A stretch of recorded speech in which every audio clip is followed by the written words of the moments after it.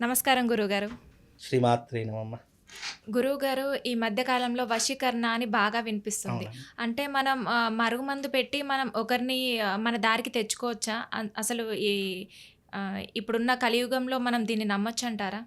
చాలా మంచి ప్రశ్నమ్మ. తప్పకుండా తెలియజేస్తారు. ముందుగా ప్రేక్షకులందరికీ శ్రీమాత్రే నమః, శ్రీ గురుభ్యో నమః.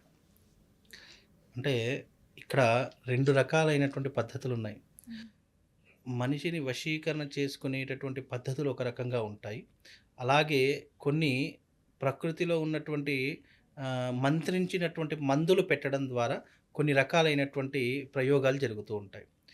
ఆహ్, వశీకరణ ప్రయోగం అంటే అర్థం ఏంటంటే, అసలు ఇది ఎందుకొచ్చింది? ఈ పదం ఎందుకు వాడుతున్నారనేది తెలుసుకుంటే అందరికి అర్థమవుతుంది. వశీకరణ ప్రయోగం అనేటిది పూర్వకాలంలో ఎలా ఉండేది అనంటే గనక, ఒక శత్రువుని ఎదిరించడానికి, యుద్ధ వాతావరణం ఉన్నప్పుడు ఒక శత్రువుని ఎదిరించలేకపోవడానికి మన శక్తి సరిపోదు అనుకున్నటువంటి సందర్భాల్లో ఈ వశీకరణని ఎక్కువగా అంటే మంచి కోసం వినియోగించుకునేటటువంటి సాంప్రదాయం అప్పట్లో ఉండేది. అంటే ఇప్పుడు ఎగ్జాంపుల్‌గా మీకు చెప్పాలి అంటే ఒక వ్యక్తి నన్ను బాగా ఇబ్బంది పెడుతున్నాడు. హ్మ్. చాలా పీడిస్తూ ఉన్నాడు. ఎన్నో రకాలుగా నన్ను కిందికి లాగేయాలని ప్రయత్నం చేస్తున్నాడు. ఆ వ్యక్తిని ఎదుర్కొనేటటువంటి శక్తి నా దగ్గర లేదు. ఎందుకంటే డబ్బులో బలవంతుడు, ఆహ్, ధ అంటే ధ ధనానికి బలవంతుడే, హ్మ్. అలాగే దేహంలో బలిష్ఠుడే, అన్ని రకాలుగా బలవంతుడైనటువంటి వ్యక్తిని మనం ఎదిరించలేం కాబట్టి, అప్పటి కాలంలో ఏం చేసేవారంటే గురువుని ఆశ్రయించి, ఇతన్ని నేను ఎదిరించలేకపోతున్నాను, ఇతని వల్ల నాకు ఇబ్బందులు జరుగుతున్నాయి, ఇతడు నా మీద ఏదో ప్రయోగం చేశాడని చెప్పేసి ఏం చేసేవారంటే, అతన్ని ఆయన చెప్పేలా అంటే ఎవరైతే బలహీనుడున్నాడో అతడు చెప్పేలా అతన్ని వశీకరణం చేసుకునేటటువంటి పద్ధతులు. వశీకరణ కేవలం స్త్రీలనే కాదు, పురుషులను కూడా వశీకరణ చేసుకునేటటువంటి పద్ధతులు పూర్వకాలంలో ఉండేవి. అంటే అతను ఏమీ చేయలేనటువంటి పరిస్థితుల్లో ఈ మంత్రశక్తిని ఉపయోగించి వశీకరణ చేసుకునే పద్ధతులు ఉండేటటువంటివి. ఇది మంచి కోసం వినియోగించాలి అని ఏర్పడినదే తప్ప, చెడు కోసం వినియోగించాలని ఏ శాస్త్రంలో కూడా చెప్పలేదు. రానున్న కాలంలో ఏమైపోయింది? కాలం మారుతున్న కొద్దీ డబ్బు కోసం లోబడి, లేదా అనుకున్న పనులు సాధించుకోవాలి అని జెప్పి, ఈ వశీకరణ ప్రయోగం అందరి మీద వినియోగించడం ప్రారంభం జేశారు. అంటే అవసరాలు తీర్చుకోవడానికి. డబ్బు వ్యామోహం పెరిగిపోయి డబ్బుని ఎలాగైనా సరే అతని నుంచి మనం తీసుకోవాలి అని జెప్పేసి.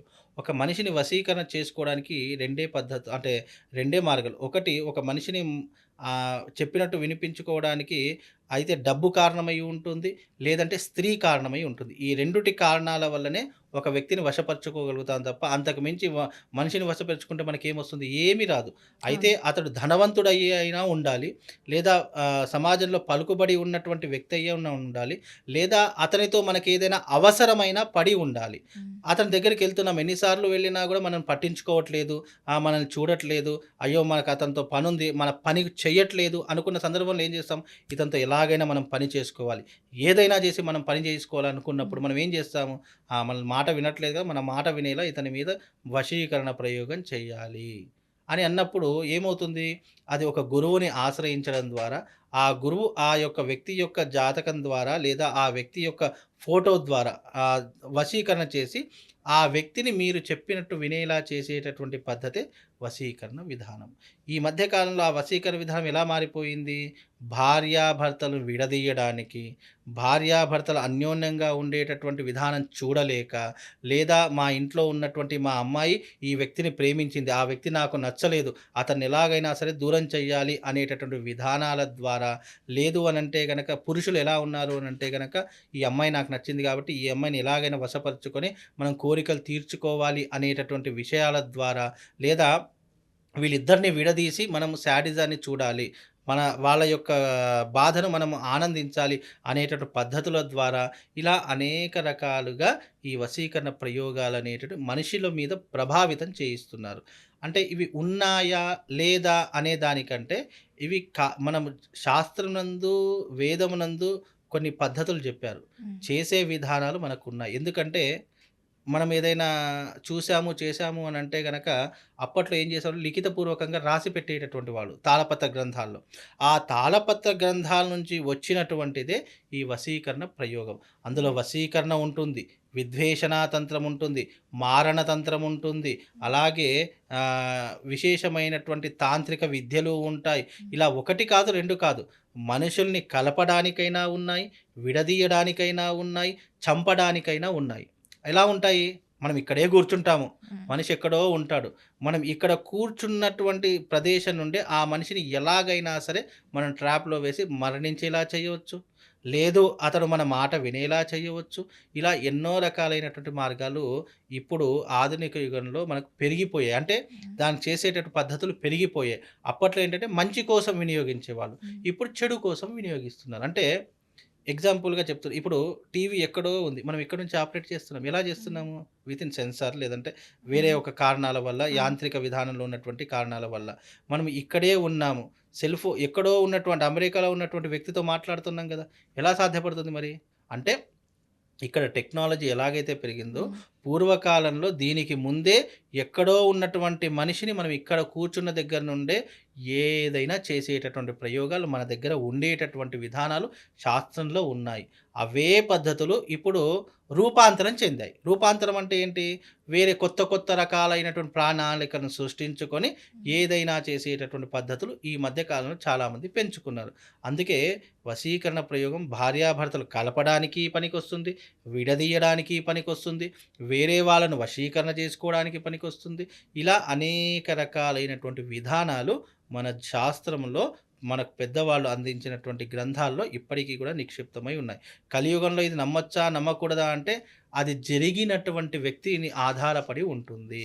ఇప్పుడు ఎగ్జాంపుల్‌గా జరిగింది అనడానికి కొన్ని సంకేతాలు, సూచనలు కొన్నుంటాయి. ఒక వ్యక్తి ఉన్నాడండి. ఆ హ్మ్. వ్యక్తి ఒక అమ్మాయిని ఇష్టపడ్డాడు. అమ్మాయిని ఇష్టపడ్డ తర్వాత ఆ అమ్మాయి ఒప్పుకోలేదు. ఒప్పుకోకపోవడంతో ఏం చేస్తాడు ఆ వ్యక్తి? అబ్బా! ఈ అమ్మాయిని నేను ఎలాగైనా దక్కించుకోవాలి, ఎలాగైనా పెళ్లి చేసుకోవాలి, ఈ అమ్మాయితోనే ఉండాలి అనుకునేటటువంటి ఉద్దేశంతో ఆ వ్యక్తి ఏం చేస్తాడు? ఆమెను ఎదుర్కొనేటటువంటి శక్తి లేదు. లేదా వాళ్ళ ఇంట్లో ఒప్పించేటటువంటి శక్తి లేదు. అలాంటి సమయంలో ఏం చేస్తాడు? వశీకరణ ప్రయోగం లాంటి విధానాన్ని నమ్ముకొని ఆ వచ్చినటువంటి గురువుతో ఏం చేస్తాడంటే ఆ వశీకరణ ప్రయోగించి ఆ అమ్మాయిని వివాహం చేసుకునే ప్రయత్నాలుంటాయి. లేదా స్త్రీ అయినా సరే, అబ్బా! ఈ అబ్బాయిని నేను ఇష్టపడుతున్నాను. ఈ అబ్బాయిని ఎలా సరే దక్కించుకోవాలి అనేటువంటి ఉద్దేశంతో కూడా ఇలాంటి ప్రయోగాలు జరుగుతాయి. అంటే ఇవి కేవలము భార్యాభర్తల మధ్యే కాదు. అన్నాదమ్ముల మధ్య జేయొచ్చు. అత్తా కోడళ్ళ మధ్య జేయవచ్చు. పెద్దవాళ్ళు ఎవరైతే ఇబ్బందులు పడుతున్న వాళ్ళకు చేయొచ్చు. ఇలా ఒకరికి, ఇద్దరికని కాదు. బయటి వాళ్ళకి కూడా. ఎవ్వరికైనా చేసేటటువంటి విధానాలున్నాయి. అందులో కొన్ని వస్తువులను వాడతారు. ఆ వస్తువు బహిరంగంగా చెప్పలేం గాబట్టి, ఆ హ్మ్. వస్తువులు మీడియా ముఖంగా చెప్పకూడదు కాబట్టి, కొన్ని వస్తువుల యొక్క కారణము చేత ఇలాంటి ప్రయోగాలు చేసి ఏం జేస్తారు అనంటే గనక, హ్మ్. మనం అనుకున్నటువంటి కోరికను సాధించుకుంటారు. ఒకటి ఇవి ఎక్కువ ఎవరు జేస్తారు? భార్యాభర్తల మధ్య గొడవలున్నటువంటి వారు. అయ్యో! నా భర్తతో నేను కలిసుండాలనుకోండి ఇప్పుడు చాలామంది తొందరపడి తప్పులు చేసేస్తూ ఉంటారు. ఆ తప్పుల కారణం చేత కోర్టు దాకా వెళ్లి విడాకుల దాకా వెళ్తారు. ఆ విడాకులు ఇప్పుడొస్తాయా? అప్పుడొస్తాయా? సంవత్సరం, 2 సంవత్సరాలు, 3 సంవత్సరాలు గడిచిపోతాయి. ఈ మధ్య కాలంలో వీళ్ళిద్దరికి ఏమవుతుందో రియలైజ్ అయిపోతుంది. ఏమని? అబ్బా! నా భర్త ఉంటే నాకు బాగుండేదేమో. నేను అనవసరంగా తొందరపడి నిర్ణయం తీసుకున్నానేమో. ఇప్పుడు నా భర్త నాకు కావాలని అనిపిస్తుంది అనుకున్న సందర్భాల్లో ఇలాంటి ప్రయోగాలు చేసుకొని మళ్ళీ వాళ్ళిద్దరి మధ్య అన్యోన్యతను పెంచి ఇద్దరు ఒకటయ్యేలా చేసేటటువంటి విధానాలు ఈ యొక్క తాంత్రిక విధానంలో ఉంటాయి. అవి క్రమ పద్ధతితో చెయ్యాలి. అందులోనూ ఈ పద్ధతి ఎంచుకోవాలి అనంటే గనక, దానికి చాలా కఠోరమైనటువంటి పద్ధతులుంటాయి. అవన్నీ చేస్తే గనక మనం అనుకున్నది సాధించవచ్చు. ఇప్పటికీ కూడా మీరన్నట్టుగా మందులు ఉన్నాయి. వశీకరణ ప్రయోగాలు ఉన్నాయి. అలాగే మనం ఎదుటి వ్యక్తి ద్వారా ఏ పని చేయించుకోవాలనుకున్నా దానికి కూడా అనేక విద్యలు ఉన్నాయి. అవి శాస్త్రంలో ఉన్నటువంటి విద్యలను ఉపాసన చేసినటువంటి వారు దాని గురించి ఎన్నో రకాల పరిశోధన చేసినటువంటి వారు ఇప్పటికీ ఉన్నారు. ఇప్పటికీ కూడా అలాంటివి ఉన్నాయి. ఇప్పటికీ మన కంటితో చూసినటువంటి విధానాలు కూడా చాలా మట్టుకున్నాయి. చేసినటువంటి పద్ధతులు కూడా మా పీఠంలో చాలా రకాలుగా ఉంటాయమ్మ అవి. ఓకే గురుగారు. మంచి విశ్లేషణ అందించారు. ధన్యవాదాలు. శ్రీమ